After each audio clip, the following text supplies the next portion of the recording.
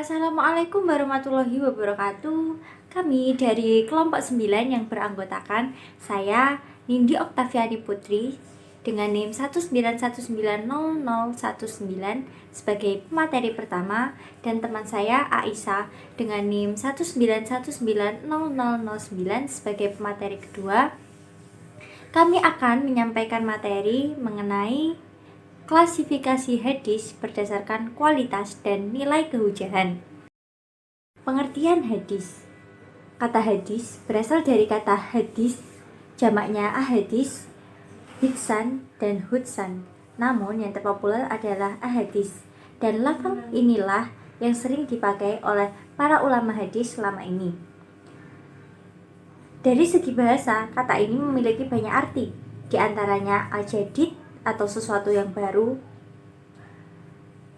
al-khobar, berita atau informasi, dan al-qorib, sesuatu yang dekat. Adapun pengertian hadis secara istilah, namun terdapat perbedaan pendapat di kalangan ulama.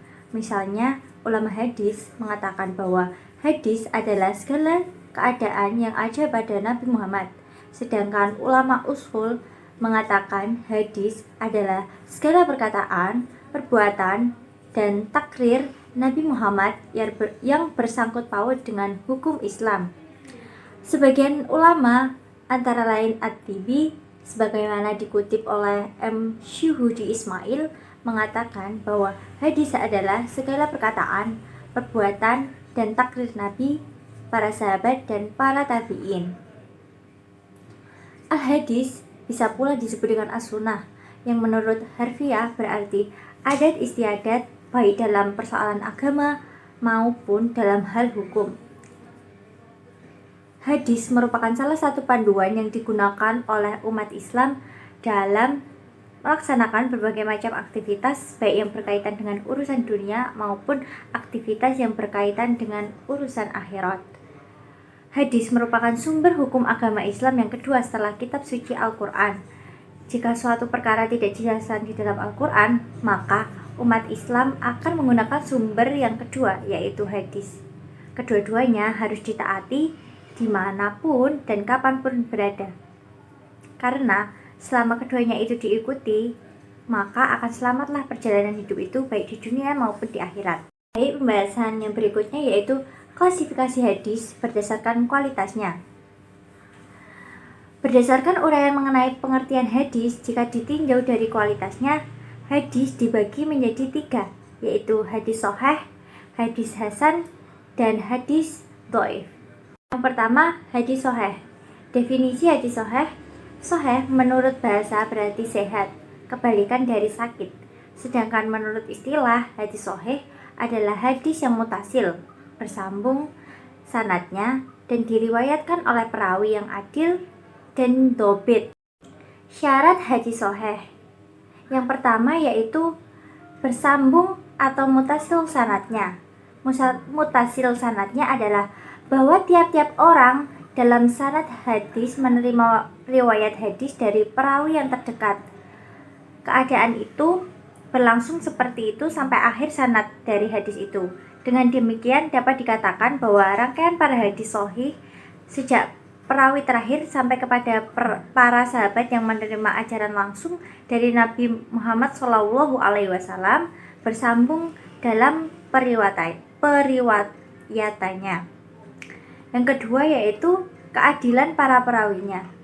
Kata adil menurut bahasa berarti lurus, tidak bersebelah, tidaklah zolim, dan tidak pula menyimpang. Maka yang dimaksud dengan perawi yang adil dalam periwayatannya sanad hadis adalah bahwa semua perawinya di samping harus Islam dan balik juga memenuhi syarat-syarat sebagai berikut. Yang pertama, senantiasa melaksanakan segala perintah agama dan meninggalkan semua larangannya. Yang kedua, menjauhi dosa-dosa kecil. Yang ketiga, senantiasa memelihara ucapan dan perbuatan yang dapat menodai muru'ah atau berakhlak baik dalam segala perbuatan. Syarat yang ketiga, hadis sahih adalah kedhobitan para perawinya. Kata dhobit menurut bahasa artinya yang kokoh, yang kuat. Seorang perawi dikatakan dhobit apabila ia mempunyai daya ingat yang sempurna terhadap hadis yang diriwayatkannya. Dalam hal ini, dhobit ada dua macam, yaitu dhobit hati. Seseorang dikatakan dhobit hati apabila dia mampu menghafal setiap hadis yang didengarnya dan sewaktu-waktu dia bisa mengutarakan atau menyampaikannya. Yang kedua yaitu dhobit kitab. Seseorang dikatakan dhobit kitab apabila setiap hadis yang diriwayatkannya tertulis dalam kitabnya yang sudah ditashih atau dicek kebenarannya dan selalu dijaga. Syarat yang keempat yaitu tidak rancu atau matanya bersifat syadz. Dimaksud dengan syadz atau sudjus, bentuk jamak dari syadz di sini adalah suatu hadis yang bertentangan dengan hadis yang diriwayatkan oleh perawi lain atau lebih kuat atau lebih thiqah. Dapat dipahami bahwa hadis yang tidak syadz atau ghairu syadz adalah hadis yang matanya tidak bertentangan dengan hadis lain yang lebih kuat atau lebih thiqah. Syarat yang terakhir yaitu tidak ada ilat. Ilat yang menurut bahasa berarti cacat, penyakit, keburukan, dan kesalahan baca. Menurut istilah, ilal berarti suatu sebab yang tersembunyi atau samar-samar, sehingga dapat merusak kesahihan hadis. Dengan pengertian ini, maka yang disebut hadis berilat adalah hadis-hadis yang mengandung cacat atau penyakit. Dengan demikian, maka yang dimaksud hadis yang tidak berilat ialah hadis-hadis yang di dalamnya tidak terdapat kesamaran atau keraguan. Pembagian hadis sahih. Para ahli hadis membagi hadis sahih menjadi dua bagian, yaitu sahih lil dzatihi dan sahih li ghairihi. Sahih li dzatihi artinya yang sah karena zatnya, yakni sahih dengan tidak memerlukan penguat atau bantuan keterangan lainnya.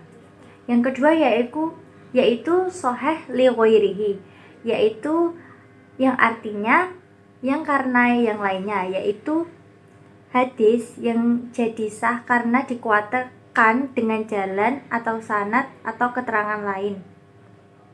Hal ini bisa terjadi karena ada beberapa hal, misalnya saja perawinya sudah diketahui adil, tapi dari sisi kedhabitannya ia dinilai kurang.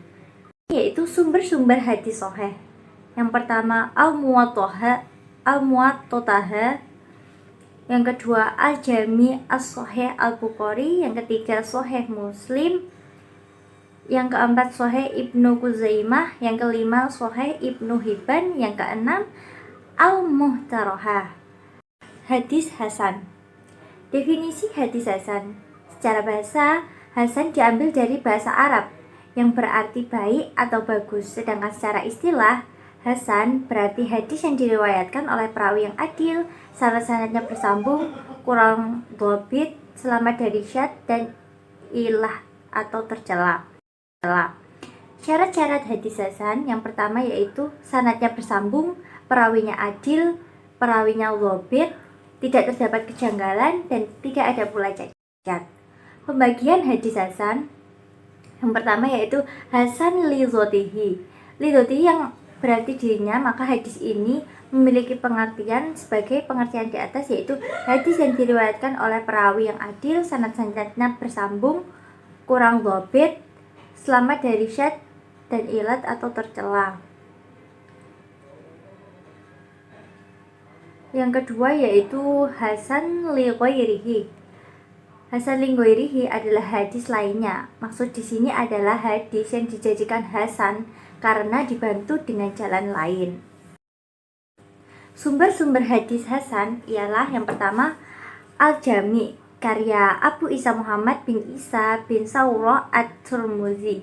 Yang kedua As-Sunnah, karya Imam Abu Dawud Sulaiman bin al-Ash'ats as-Sijistani.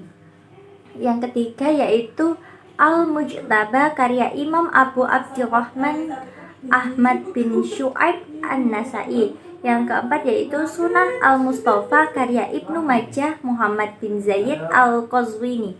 Yang kelima yaitu Al-Musnad karya Imam Besar Ahmad bin Hambal. Yang keenam yaitu Al-Musnad karya Abu Ya'la Al-Muslihi Ahmad bin Ali bin Al-Musana. Terima kasih kepada pemateri sebelumnya. Selanjutnya saya akan menjelaskan tentang hadis dhaif. Di sini menurut bahasa itu hadis dhaif ini memiliki arti yang lemah, yang berlawanan dengan kata qawi yang memiliki arti yang kuat. Nah, sedangkan menurut istilah, para muhadisin ini berpendapat bahwa dhaif ini adalah hadis yang kehilangan satu syarat atau lebih dari syarat-syarat yang sahih atau hadis hasan. Nah, menurut Nur al-Din Iter disebutkan bahwasannya jika terdapat satu syarat saja yang hilang dari syarat hadis sahih dan hasan, maka hadis tersebut tergolong dalam hadis dhaif.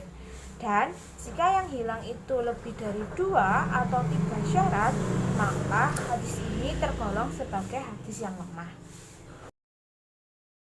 Nah, selanjutnya saya akan menjelaskan tentang pembagian hadis dhaif. Pembagian hadis dhaif ini dibagi menjadi 2, yakni hadis dhaif yang dilihat dari segi gugur sanadnya, dan yang kedua hadis dhaif yang dilihat dari segi catatan rawinya. Yang pertama saya akan menjelaskan tentang hadis dhaif dilihat dari segi gugur sanadnya. Yang pertama ada hadis mu'allaq. Hadis mu'allaq ini adalah hadis yang rawinya terbuang atau terbuang pada permulaan sanad, baik itu satu rawi atau lebih. Yang kedua ini ada hadis mursal. Nah, hadis mursal ini adalah hadis yang gugur sanadnya setelah tabi'in.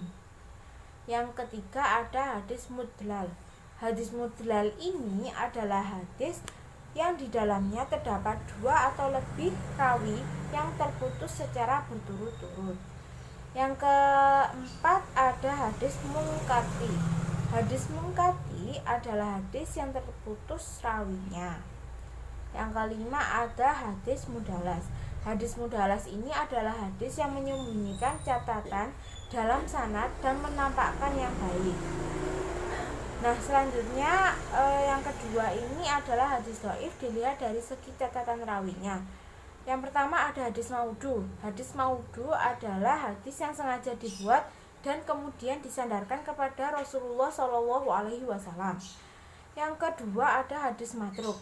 Hadis matruk ini adalah hadis yang diriwayatkan oleh seseorang rawi yang tertuduh berdusta.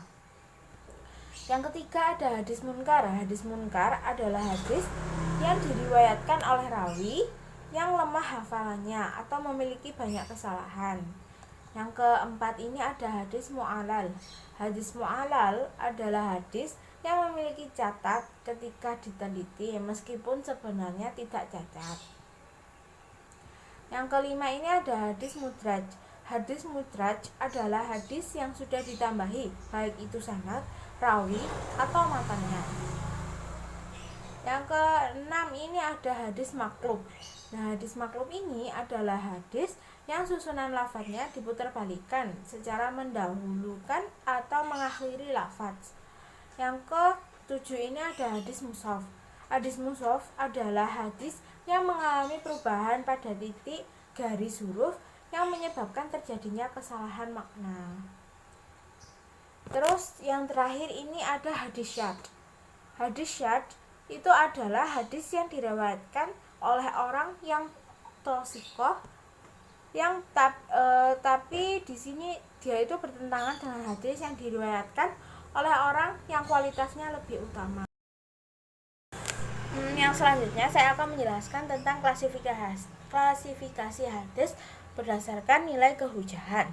Kehujahan hadis ini adalah hadis yang wajib dijadikan hujah atau dasar hukum sesuai ijma ulama, baik ulama hadis, usul maupun fiqih. Hadis dari Nabi ini tidak bisa dijadikan menjadi hujah. Hadis yang dapat dijadikan sebagai hadis hujah adalah hadis yang dilihat dari segi kualitasnya. Di sini yang dimaksud hadis tersebut ialah hadis sahih, hadis hasan, dan hadis dhaif. Yang pertama ada hadis sahih. Nah, kehujahan hadis sahih ini secara umum terdapat dua hadis yang dapat dijadikan sebagai hujah, yakni sahih li daitihi dan sahih li ghairihi. Nah, sahih li daitihi ini merupakan hadis yang memenuhi syarat maksimal.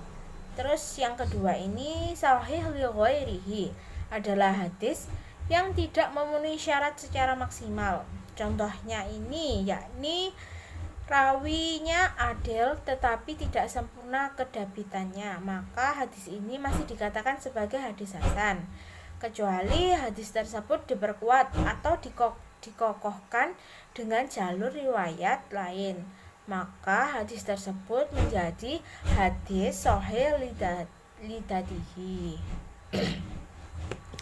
Lalu yang selanjutnya ada hadis hasan. Nah, kehujahan hadis hasan ini adalah meskipun hadis hasan ini di bawah hadis sahih, hadis hasan ini dapat dijadikan kehujahan. Ulama mudatihin, usuliyin, dan fuqaha mengamalkan hadis hasan, kecuali ulama yang sangat ketat dalam penerimaan hadis. Lalu yang ketiga ada hadis dhaif. Kehujahan hadis dhaif ini dibagi menjadi 3 kelompok besar dengan perbedaan pandangan dalam masalah. Yang pertama yakni kalangan yang menolak hadis dhaif secara mutlak, baik untuk masalah akidah, syarat, keutamaan alam, kisah-kisah, nasihat, atau peringatan.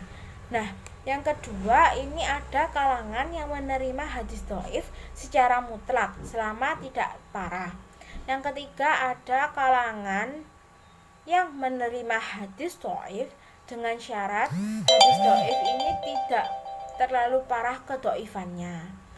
Nah, hadis itu punya asal yang menaungi di bawahnya. Hadis itu hanya seputar masalah nasihat, kisah-kisah, atau anjuran amalan tambahan, bukan dalam masalah akidah dan sifat Allah, juga bukan masalah hukum. Dan ketika mengamalkannya, jangan disertai keyakinan atas urutnya hadis itu, melainkan sekedar berhati-hati saja. Terima kasih, itu yang dapat saya sampaikan. Mohon maaf jika ada kesalahan. Wassalamualaikum warahmatullahi wabarakatuh.